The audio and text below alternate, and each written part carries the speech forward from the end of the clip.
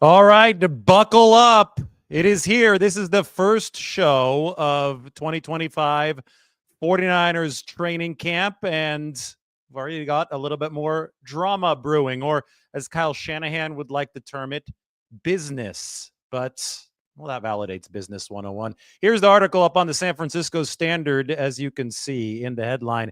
As 49ers training camp begins, two, not just one, not just Jauan Jennings, two critical players' contracts are in the spotlight. So, first of all, the 49ers are going to begin practicing tomorrow. So, Wednesday, I guess I should say, not Tuesday. The 49ers are going to be practicing, and all eyes at the start of practice, at least, will be on Jauan Jennings. John Lynch said today that he expects Jauan to be out on the practice field. However, last year, it was a little complicated. They expected Brandon Ayuk to be out on the practice field, and he was out there, but then he wasn't partaking in practice as he waited for a new contract. So, order of business one is to ensure that Jauan Jennings is actually practicing tomorrow. It sounds like it's trending in that direction, but we can never be 100% sure. Then I think that order of business two is tracking this 49ers contractual situation beyond Jauan Jennings, and it's the one that pertains to Colton McKivitz, the 49ers starting right tackle, who actually happens to be in a comparable situation to Jauan Jennings when it comes to his contract. Both of these guys signed their current deals in 2024 before last season. Both were 2-year contracts. Both outperformed those contracts significantly in 2024. And before you start with, oh no, Colton McKivitz wasn't very good, well, I'll correct you. I'll say that he was solid last season. Wasn't a great tackle, but he's definitely underpaid at this point relative to his contract. And both of these guys, Jennings and McKivitz, are now entering lame duck years of their deals. So just listen to Kyle Shanahan talk about the difference between drama and business. That's really good as well. But listen to him talk about Colton McKivitz and Jauan Jennings in these contractual situations, which we certainly need to be paying attention to. Yeah, I think you anticipate all situations that make sense when a player's in that situation. I see the same thing with Colton McKivitz. I mean, those are two guys to me in very similar situations that I think the way they feel about us is the same way we feel about them. That's the easy part. The hard part's the business side. When people talk about how to avoid drama and stuff and things like that, and I'm trying not to say negative about it, I think that's just business. I don't call that drama, I call that business. I mean, if you want to avoid all drama, then just be really extremely bad at business. And just be ridiculous on everything, and I guess there'd be no drama until you tear your team apart doing that. So, like, you look into all that stuff, but, like, we got a great relationship with these guys. As two guys, that does make sense. We can do everything we can to make that work out, but it's not always easy to make it work out, so we'll see how that goes. You heard what Kyle Shanahan said there. Two guys for whom a contract adjustment does make sense. So let's get a little bit further into this.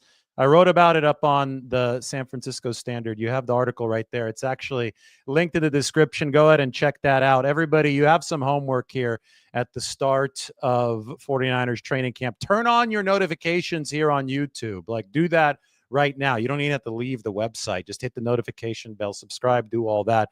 But also go into the description, check out the piece. Nobody else is talking about this, even though I think it's the biggest news to come out of today. Go check out the article about Jauan Jennings and Colton McKivitz. We know all about the Jennings situation. We do not know as much about the McKivitz situation. So to just give you a quick little overview, here is what McKivitz's contract looks like this season. 2024 was the first year of this new deal. He made that base salary plus the $4 million signing bonus, and then he had some per game workout bonus total money, workout bonus money, and other bonus money. 2025, right here, this is the season you should be paying attention to, because you always look at earning potential in the season ahead. So McKivitz can make his base salary of $3.19 million. Then he can make up to $510,000 in per game roster bonus money. So that's $3.2 million plus about $500,000. It's $3.7 million.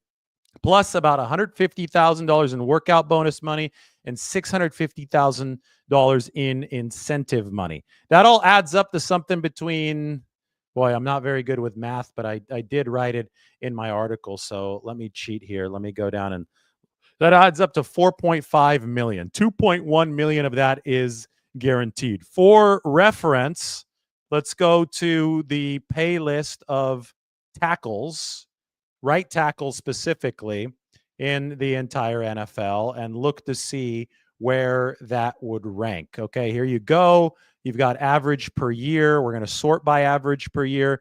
$4.5 million for Colton McKivitz would be down at about number 30 of all right tackles in football. You could see his name highlighted here. So obviously this guy is underpaid. He ranked in the top half of all right tackles, by the way, last year in pass blocking metrics and run blocking metrics. So people are going to be yelling at me in the comment section. I quite frankly don't care. If you think that Colton McKivitz is a bottom barrel tackle, you don't understand the state of offensive tackle play in the current NFL. He wasn't very good in 2023. I thought he was more of a liability in 2023, but players can improve, and give Colton McKivitz credit where credit is due. He stepped up his play in 2024 to the point where he outperformed his current contract. And we know that the 49ers, with their A-list players, and I'm not saying that McKivitz nor Jauan Jennings are A-list players, but they're A-list players. They don't like to let them play on lame duck deals. They, this offseason, went out and they made sure that the season before they paid Trent Williams, but this offseason they made sure that George Kittle wouldn't be playing on a lame duck deal. They made sure that Brock Purdy wouldn't be playing on a lame duck deal.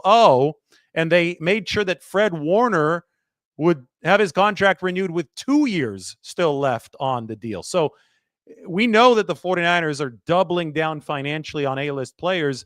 That's been their clear financial strategy. The question, though, is how are they going to treat these guys that are like B-list players, right? The guys who are prominent, very important pieces of the football team, but not exactly superstars. I think that Jauan Jennings and Colton McKivitz both fall into that category. How are the 49ers going to approach the spending strategy with those types of players, especially when those types of players are on the lame duck years of their contracts? Because I think you could fairly argue that Jauan Jennings on the open market would be worth $15 million a year, and he's set to make $7.5 million this year.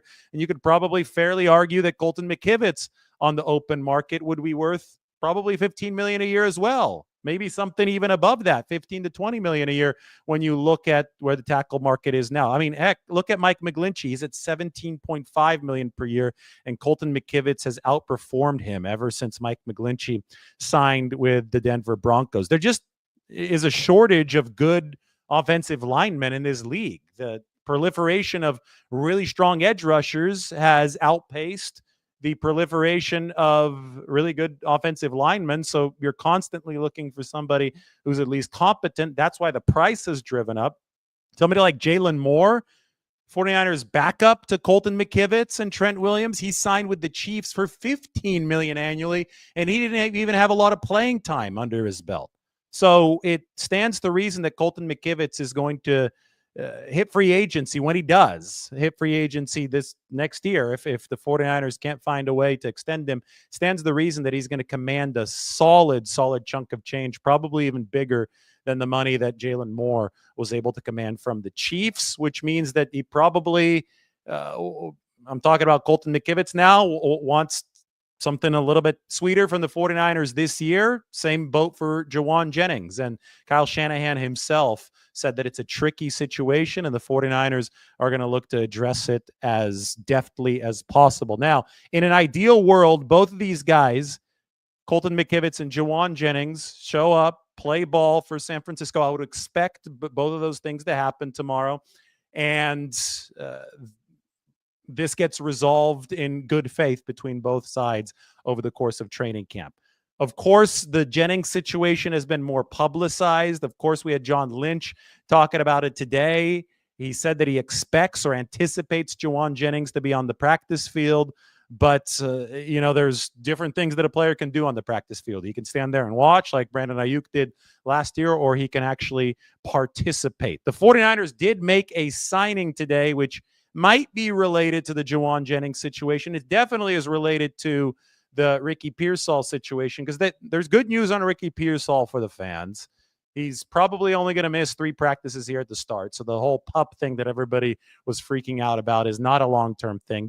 Ricky actually has hit all of his mile per hour benchmarks. They put the measuring trips, the accelerometers and the shoulder pads, and they can see speed, and he's running at full speed. He's fully recovered from the hamstring strain that limited him during OTAs. But the 49ers just want to take it easy with him. They want to make sure that this buildup for Ricky Pearsall is a responsible one so he doesn't re-injure himself.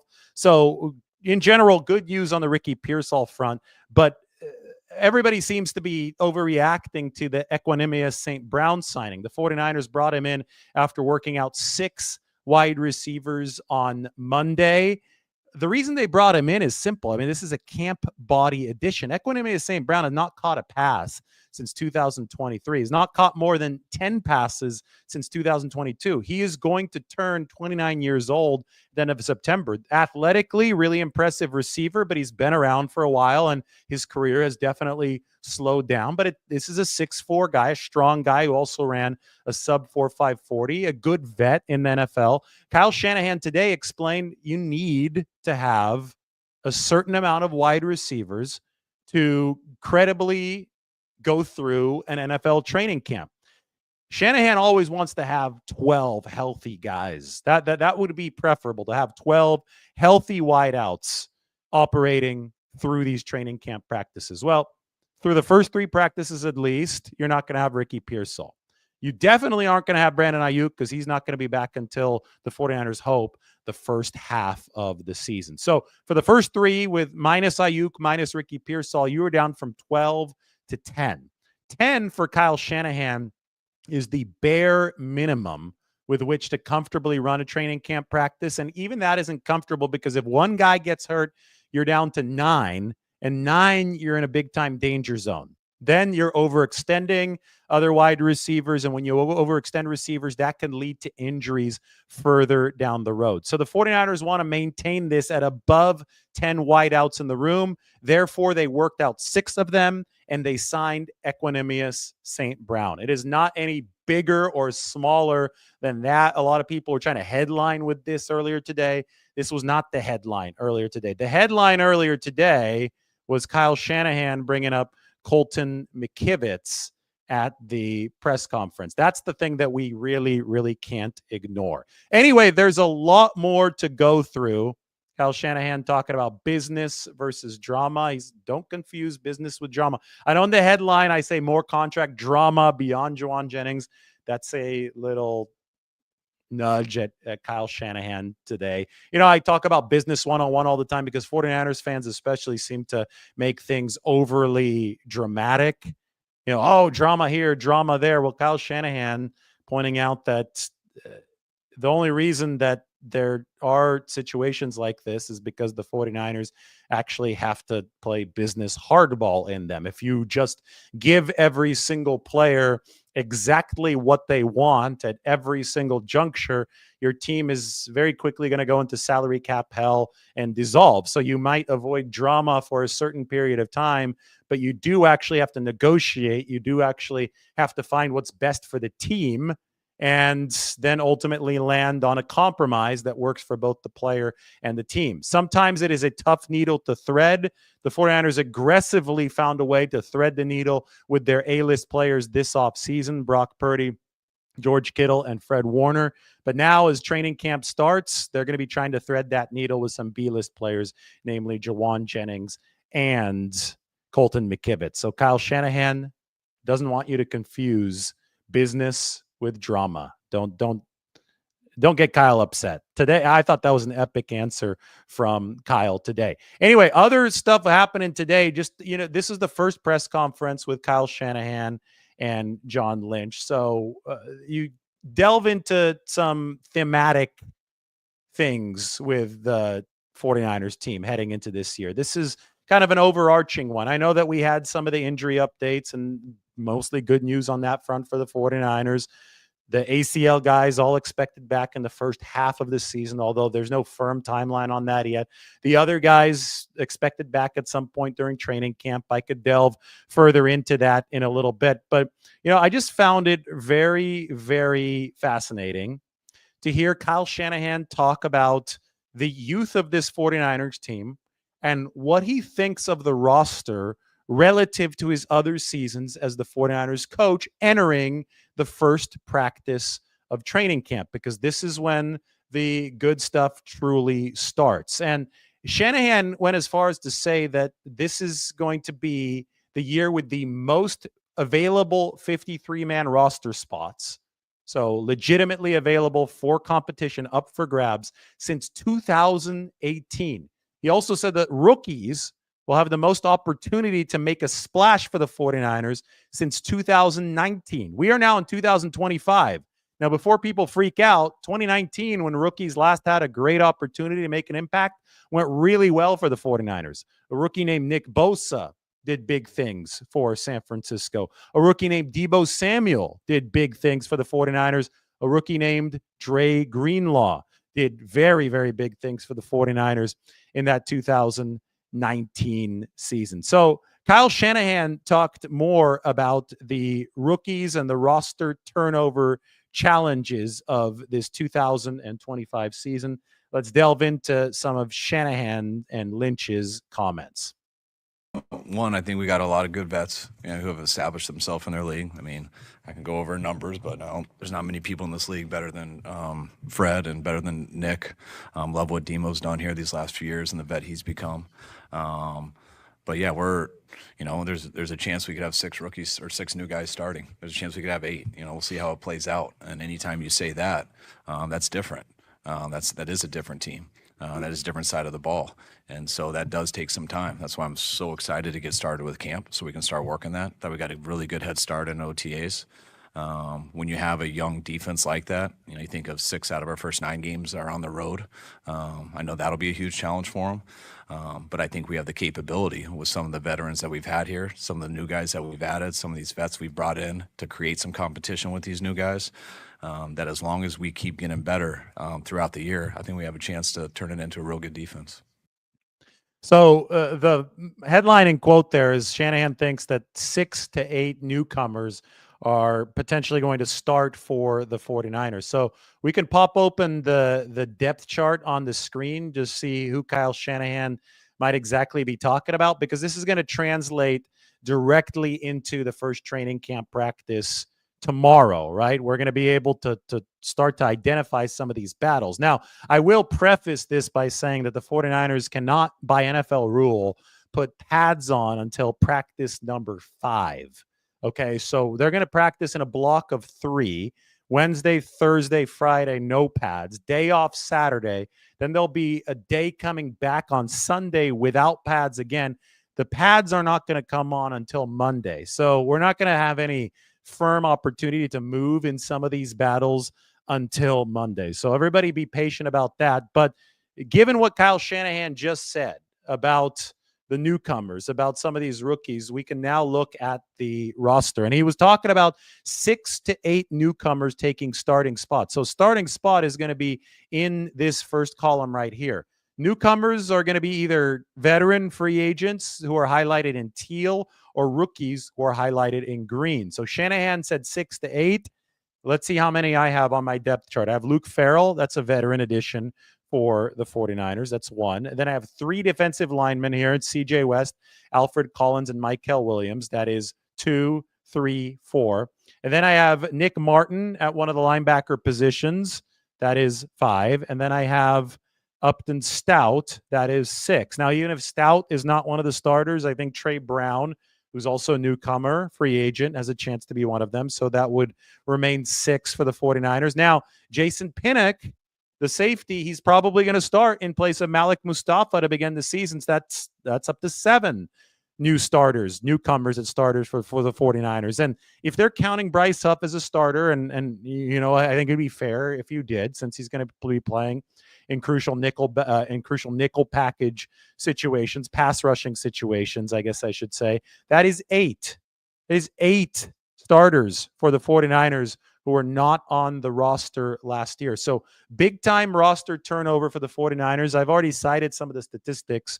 10,000 snaps they have to replace from 2024. They also have to replace 40% of their defensive snaps. As you heard Kyle Shanahan say, 6 of the first 9 games in this 2025 season will come on the road. I think that's going to be a big time challenge for anybody, but for the young players especially. And the side of the ball that's definitely going to be younger is going to be the defense. The Rams went through a similar build over the course of the past 2 seasons. They had a ton of new players, and it ended up being 3 new starters that were rookies on the defensive side of the ball. The 49ers can have up to 5 rookies starting, and they may have to do this in hostile environments. Now, I think it's tougher for the offense in the hostile environment. The defense probably is going to be operating without crowd noise, but they get to it's operating without the benefit of crowd noise in 6 of those 9 games. So they're not going to be able to just ride on noise and emotion when the 49ers are away from home. The rookies are going to have to be technically sound. They're going to have to be on their P's and their Q's. They're going to have to be well coached. I think that's where Robert Saleh and the 49ers staff, that now includes Gus Bradley, comes in. So this is all going to be fascinating stuff to track. The journey for the 49ers begins, I think, in all formality tomorrow during training camp. Now, back to the monetary business. We talked about Jauan Jennings. We talked about Colton McKivitz.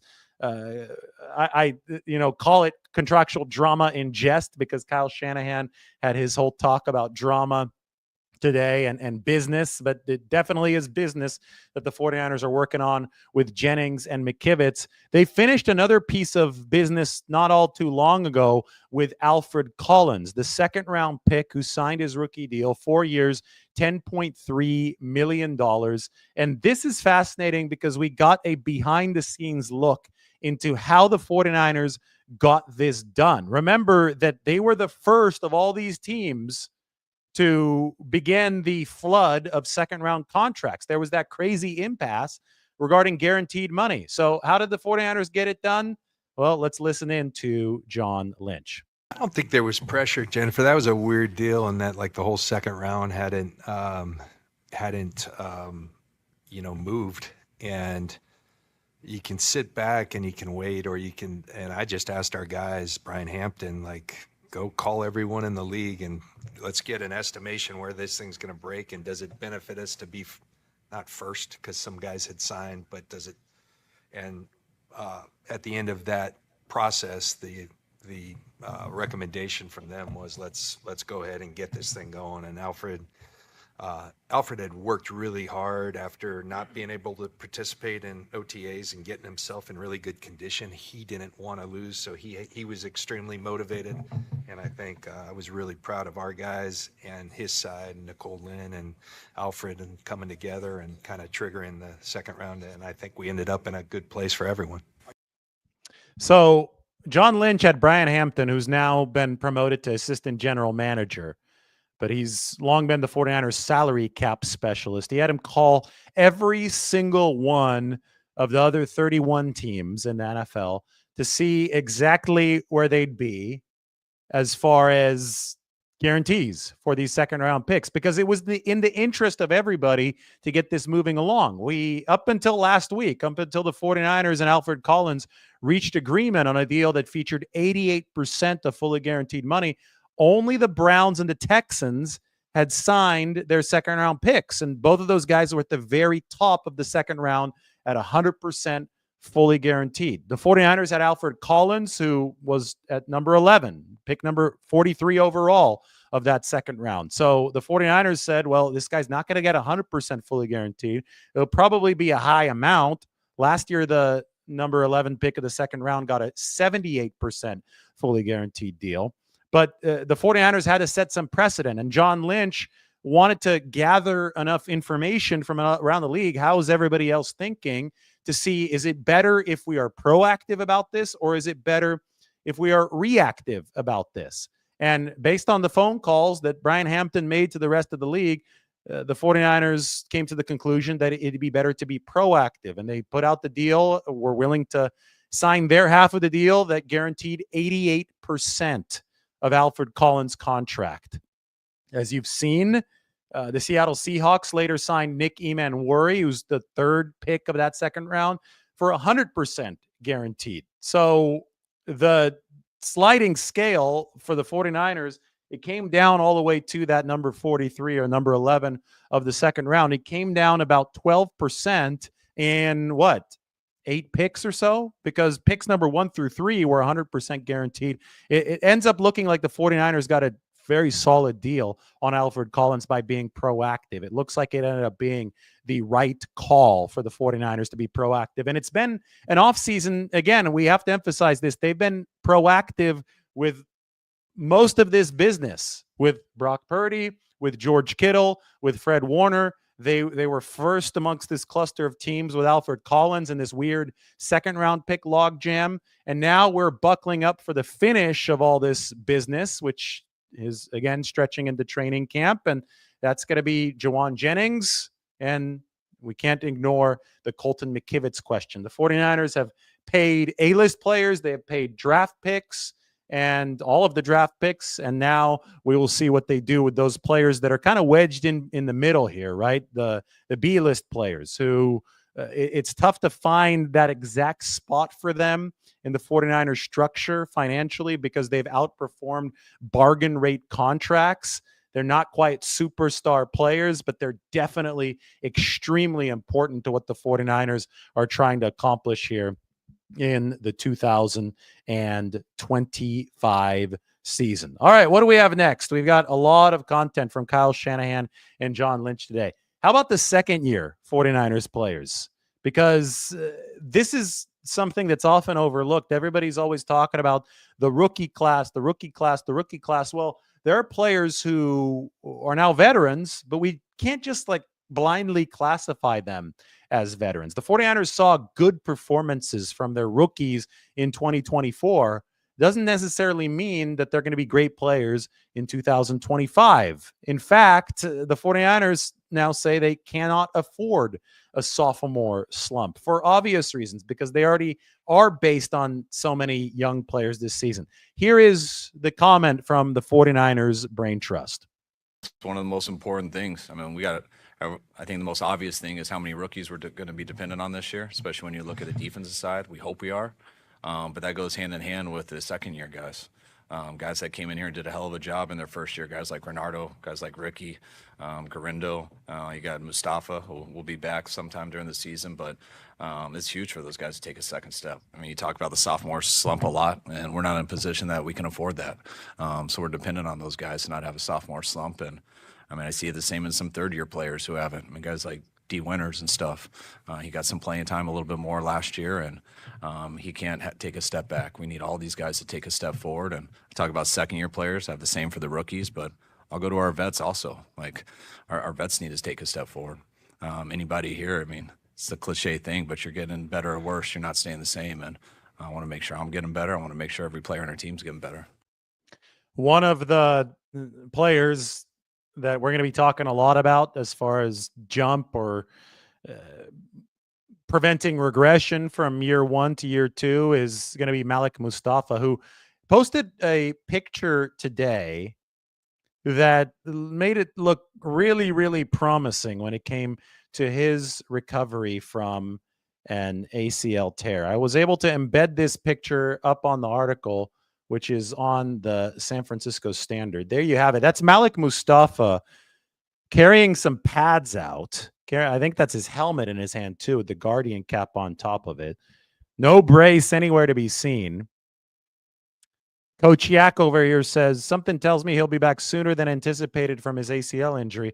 I'm not exactly sure when people anticipate Mustafa to be back, but I went ahead and I asked Kyle Shanahan and John Lynch about the return of Malik Mustafa and the progress that the 49ers are seeing in his recovery. And both of them did confirm that Malik Mustafa is ahead of schedule, which is good news for the 49ers. But there is context to this.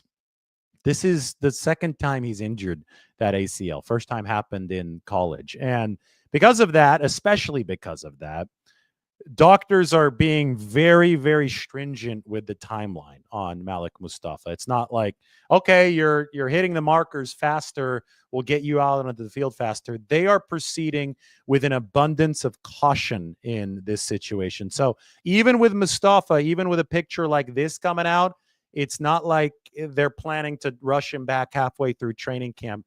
Even with Mustafa, it is likely that his absence stretches beyond camp, beyond preseason, into the regular season. Just relaying that news. It's the same thing with Brandon Ayuk. It's the same thing with Curtis Robinson. It's the same thing with Curtis Rourke, 49ers rookie quarterback out of Indiana. Anyway, Mustafa is one of the players who will be keeping a very close eye on this year, not just because of the injury recovery, but because he was so damn good last year. I mean, they had an awesome rookie class, which has set them up well if there's no sophomore slump, and they can combine that with this 2024 rookie class and a good performance from them, sets them up for a nice little reload on the fly. 1,000, so many snaps that they have to replace, right? We talk about the 1,000 snaps that the 49ers have to replace, and we talk about the 40% of defensive snaps that they have to replace, but it's 10,000 snaps, right? It's multiple thousands of snaps the 49ers have to replace on the aggregate, all the defensive snaps that they have to replace.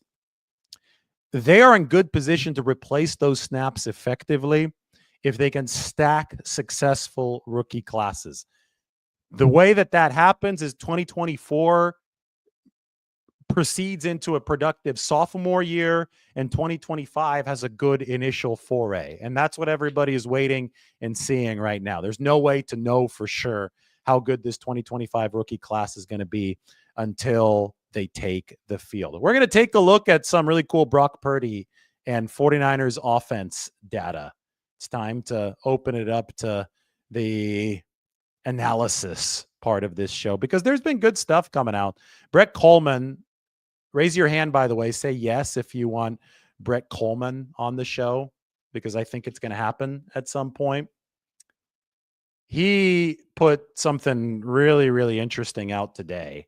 And this really helps illustrate a lot of what I've been talking about regarding the 49ers and what they need to do to set themselves up for success and what went wrong in 2024. Look at this. League-wide average third down conversion rate broken down by distance. So if it's 3rd and 1 or 2 yards to go, teams last year picked that conversion 63% of the time. 3rd down and 3 to 6 yards, it drops to 46.8%. 3rd down and 7 to 10 yards, it drops down to 34.4%. 3rd and 11 or more, teams are only picking that up 16.3% of the time. These are big, big differences. Very obviously, you want to stay out of 3rd and long, like 3rd and 11 plus. It's a very tough situation to convert. But what I want to really zero in on is the difference between 3rd and 3 to 6 and 3rd and 7 to 10 yards. There is a drop-off probability here of 12 percentage points. You're making 3rd 3 to 6 about half the time. You're only making 3rd and 7 to 10 about a third of the time. The problem is that the 49ers lived in 3rd and 7 to 10 a lot more often last year than they did in 3rd and 3 to 6 yards. In fact, if the difference changed their entire fortunes, like it could change entire seasons from winning to losing seasons if you drop out of 3 to 6 range and fall into 7 to 10 range. The stat that I've brought up a lot is that the 49ers in 2023 were number 1 in first down rushing efficiency. But in 2024, they were number 20 in first down rushing efficiency. So they dropped from number 1 to number 20 in first down rushing efficiency. Well, just look at the downstream effect. If your rushing efficiency is in the bottom half of the league versus number 1, you're much more likely to find yourself in 3rd and long than you do in 3rd and medium. So the 49ers need to find a way to live in 3rd and medium. It is simple math.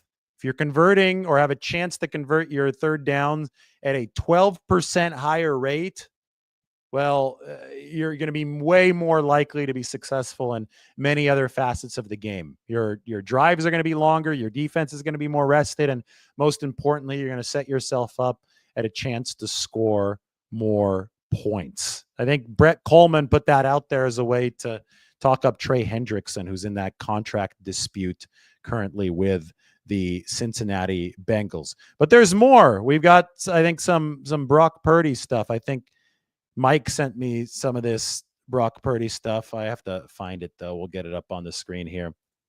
Purdy ranked extremely well.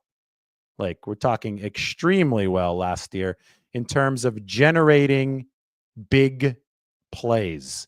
And it's funny because it's one of those things where people are probably just going to ignore that this particular data exists, but it's really hard to ignore it because of how stark the data itself is. Here it is.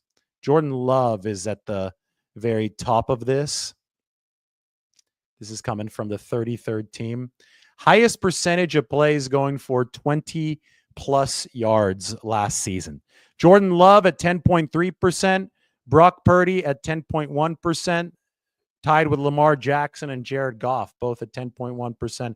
Josh Allen behind them to round out the top five at 9.8%. So how about that? I mean, I think you could very, very credibly argue that Brock Purdy had the worst set of weapons of all these QBs last year because so many people were hurt in that 49ers offense.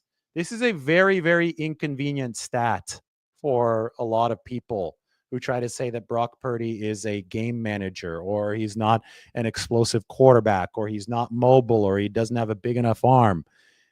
If in his most compromised season, as far as supporting cast around him, Brock Purdy was able to deliver the second highest percentage of plays going for 20 plus yards in the NFL, with the other quarterbacks around him being quarterbacks on highly successful playoff teams. If Brock Purdy was able to do that on a struggling team, it points to only one direction, and that is that Brock Purdy was a star of the show for the 49ers, even at their worst last season. He deserves the contract that he got. The 49ers probably even got a bargain with that contract. And it also corroborates something that Kyle Shanahan said today. He said that he expects Brock Purdy to continue getting even better moving into 2025. So some really, really cool data there.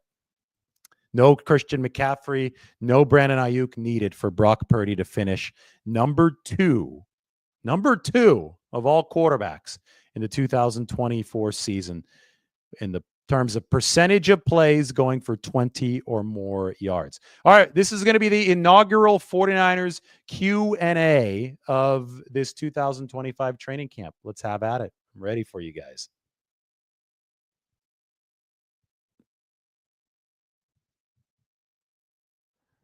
Papa J. He's shocked. I think he's kidding. Papa J's a cool guy. Oops. My show just started playing on my own phone. But Papa J is shocked. Purdy did well without the Avengers. He did. Brock Purdy I thought, played some really good football last year. The fact that he was able to finish in the top 7, top 8 in QBR, despite all that went wrong for the 49ers. I mean, if they needed any final justification, final sense of comfort for the big contract, it definitely came in 2024. You just have to look a little bit under the surface. You can't be so basic in this analysis and look, oh, well, the 49ers struggled. You know, Brock Purdy threw a couple interceptions while they're behind in games. Well, they're desperate to catch up. That is low-level quarterback analysis. Situation has to be taken into account. Advanced statistics have to be considered. And when we do all of that and, we watch a lot of tape, we can really see how good Brock Purdy has been for the 49ers in all of his seasons, not just 2022 and 2023.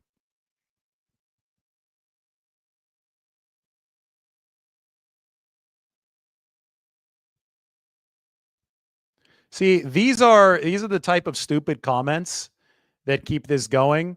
This guy really shows up and he says that Brock Purdy can't win a game in the fourth quarter when he literally won the NFC Championship game in the fourth quarter. He literally won the divisional playoff round in the fourth quarter.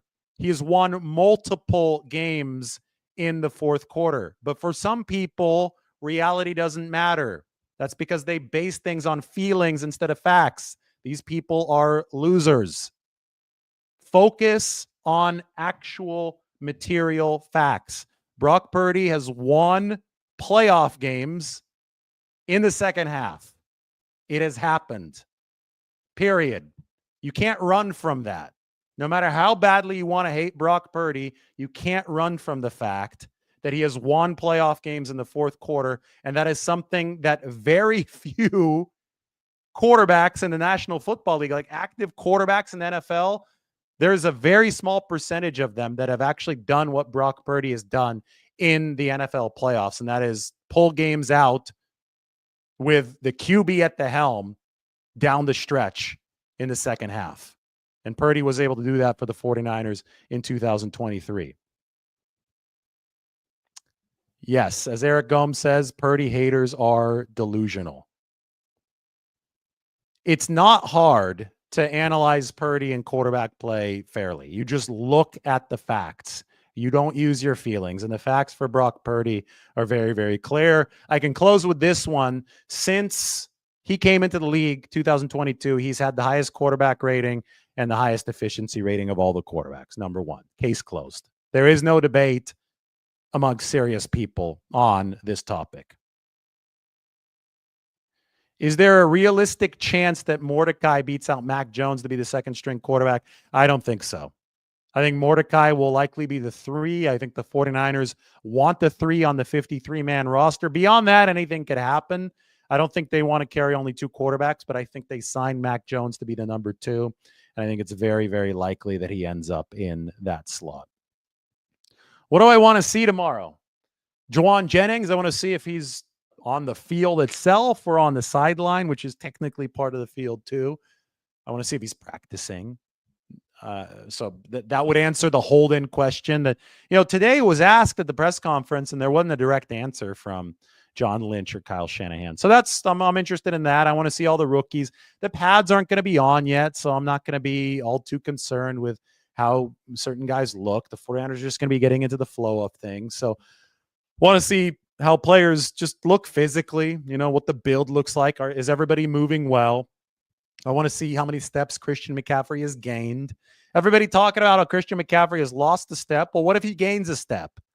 What if he's got some dad strength now? What if he's a little bit quicker than he was before? He's definitely going to be quicker than he was in 2024. He's further removed from the injury. It looks like he's very, very locked in, very focused on his training. So I can't wait to see all kinds of stuff, including CMC out on that practice field. Matthew wants to see Junior Bergen take it to the house.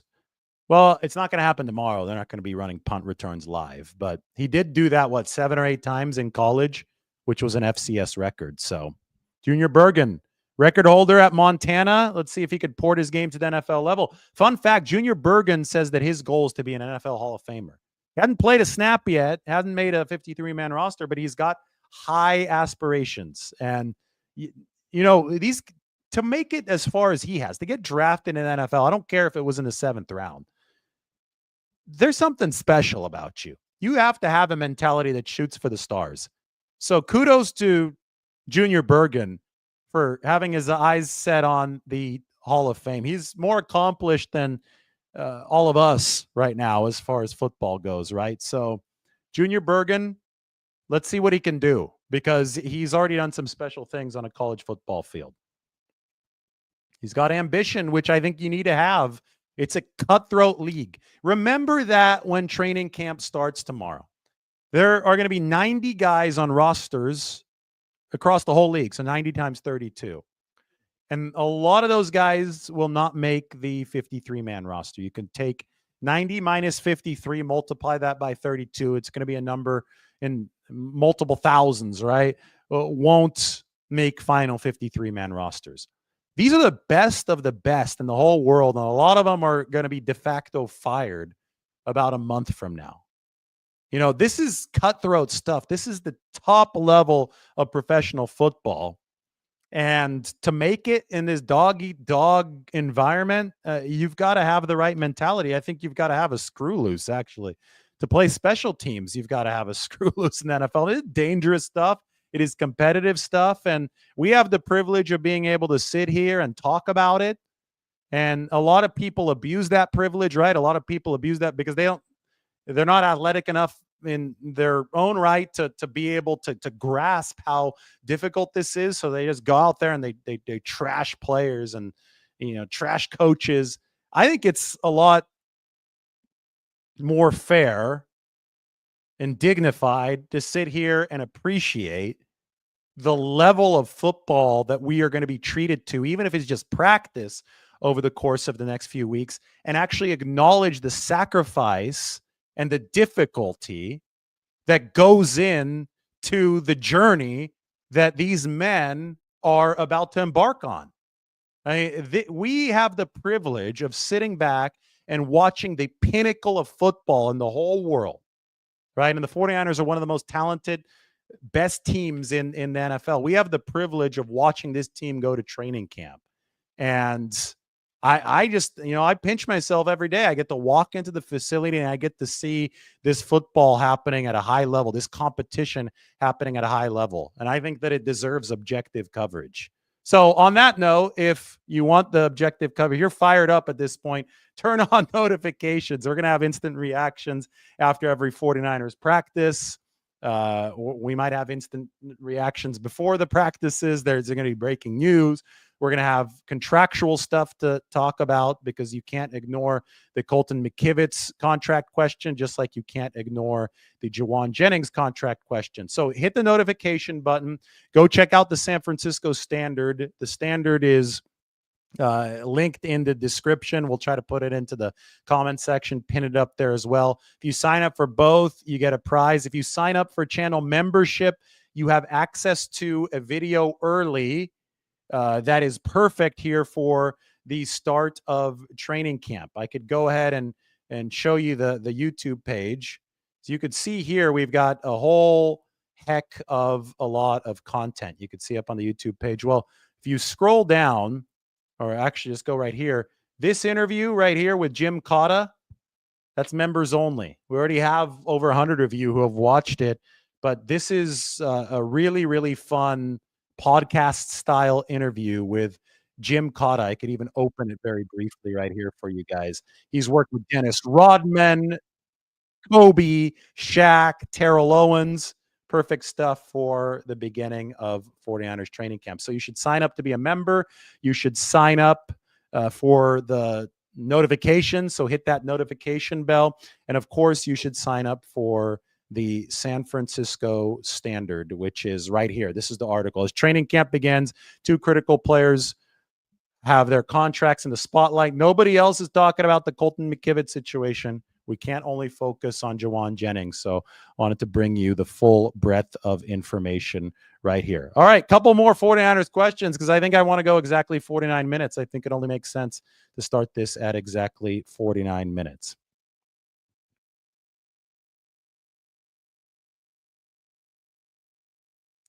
Will I cover the flag football Olympics in person? Is it going to be in LA, the next Olympics? I'd like to cover swimming and flag football in the Olympics. I think I may be one of the only people who can credibly cover both of those sports. Greg says that Jim Cotta interview was awesome. Awesome. Thanks, Greg. Everybody sign up for a membership. It's a great day to do it. It is time to buckle up. This is the first show of 49ers training camp. Many more coming in. Send to all your friends. Let's get on the train. We'll be the first channel, 49ers channel, to 100,000 real subscribers. We're almost at 90. So that's going to happen really, really quickly. Everybody go check out the Standard. Hit that notification bell. Thanks for watching. We have gone exactly 49 minutes. What a start to the 2025 49ers training camp. We'll see you tomorrow.